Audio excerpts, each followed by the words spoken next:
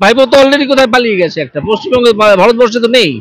দেখুন কবে আসে, 21 তারিখের মঞ্চে আবির্ভূত হয় কিনা, একটু অপেক্ষা করুন, সব দেখতে পাবেন। দেখা যাচ্ছে 5 মিনিটের জন্য অভিজিৎ গঙ্গোপাধ্যায় সময় চেয়েছেন, 5 মিনিটের জন্য। তিনি বলেছেন 5 মিনিট যদি সময় পাই তাহলে প্রধানমন্ত্রীর কাছে গিয়ে কিছু বলতে চান। কি বলতে চান সেটা বিস্ফোরক অভিযোগ করেছে শুভেন্দু অধিকারী। বলছে আপনি 5 মিনিট প্রধানমন্ত্রী থেকে সময় চেয়েছেন। হ্যাঁ, 5 মিনিট সময় চেয়েছি, আমি একা নয়, আমরা 8 জন সাংসদ। যেখানে গিয়ে আমরা স্পেসিফিক 2-3টে প্রশ্ন আমরা তার কাছে করব। প্রশ্ন সেই অর্থে নয়, আমরা সাজেশন দেবো 3টে, এবং আমরা আশা করব তিনি সেগুলো মন দিয়ে শুনবেন, এবং তিনি যে মন দিয়ে শুনবেন সেই ইঙ্গিত আমরা অলরেডি পেয়ে গেছি। আমি তো মুখ্যমন্ত্রীকে সর্বসমক্ষে চোর বলেছিলাম, তারপর বলেছিলাম চোর বলেছি এই কারণে উনি যাতে আদালতে আসতে পারেন, আমি প্রমাণ করব উনি কত রকমের চুরি করেছেন। কই, এখনো তো আসেননি, আমি অপেক্ষা করছি। বলেছিলাম তো, এখনো বলছি। সেদিন বলেছিলাম, আজকে কি পরিস্থিতি পাল্টেছে? বরং পরিস্থিতি আরো নতুন রকমের হয়েছে। এখন নিশ্চয়ই এখনো চোর বলছি।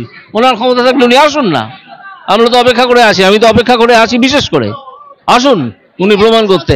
সবসময় কিছু মানুষ থাকে যারা তাদের কিছু পোষা বাঁদর রাখে, ঠিক আছে, তাদেরকে দিয়ে বিভিন্ন রকমের খারাপ কাজ করানোর জন্য। ঠিক আছে, এই আলাপন বন্দ্যোপাধ্যায় কি করছেন না করছেন তার যখন পূর্ণাঙ্গ তদন্ত হবে তখন বোঝা যাবে উনি ওখানে বসে কোন বাইক বাহিনীকে কোথায় ঢুকতে হবে রাত্রির বেলা ভোটের আগের দিন, গত পরশু সেসব ব্যবস্থা করেছিলেন।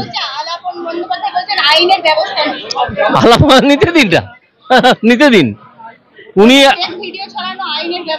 আলাপন বন্দ্যোপাধ্যায় ঘুমোতে বলুন।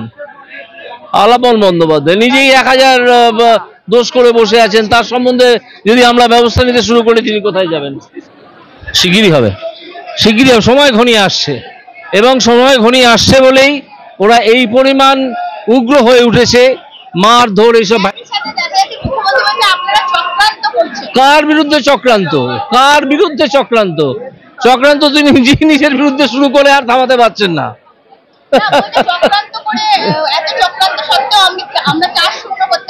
4-0 এই তো অত্যাচার করে করেছেন, গণতন্ত্র না মেনে করেছেন, মানুষকে ভোট দিতে না দিয়ে করেছেন, ভোট দিতে বেরোতে দেননি সেই করে করেছেন।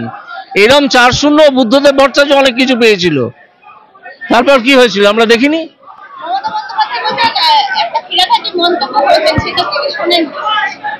ওনার যদি কানে কোনো প্রবলেম থাকে শোনেননি, ওনাকে ENT স্পেশালিস্টের কাছে পাঠাতে হবে।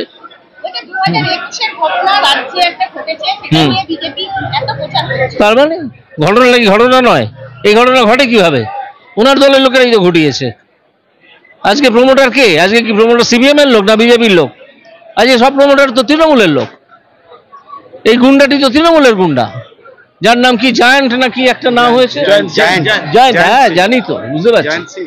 আমি একটা কথা বলতে চাই, অঙ্কিতা অধিকারী যার চাকরি গিয়েছিল তাকে রাজ্য সম্পাদিকার পদে, যাবতীয় দুর্নীতিগ্রস্ত মানুষকে তারা বিভিন্ন পদে ঠেলে দেন। যেমন যে ভদ্রমহিলা শুধু টিউশন করিয়ে কয়েক কোটি টাকা নাকি রোজগার করতেন, সেই বালু মল্লিকের মেয়ে, জ্যোতিপ্রিয় মল্লিকের মেয়ে, তাকেও তো একটা সংস্থার সেক্রেটারি করে দিয়েছেন। যে যত দুর্নীতিগ্রস্ত তাকে তত ওনার দল পাত্তা দেয় এবং তাকে তত তুলে নিয়ে যায়। ওনার দলে ভদ্রলোক তো ছিল, তাদের তো বেরিয়ে আসতে হয়েছে। আপনি আজকেই দেখেছেন তিনি মন্ত্রী ছিলেন, তিনি একটা নৈতিক রাজনীতি করেছেন, নিজের পদটা ছেড়ে দিয়ে এসছেন, MLA পদটা।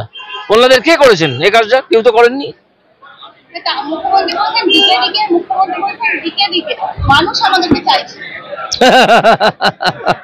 তাহলে এত সন্ত্রাস কেন? মানুষ যদি চাইছেই তাহলে এত সন্ত্রাস কেন?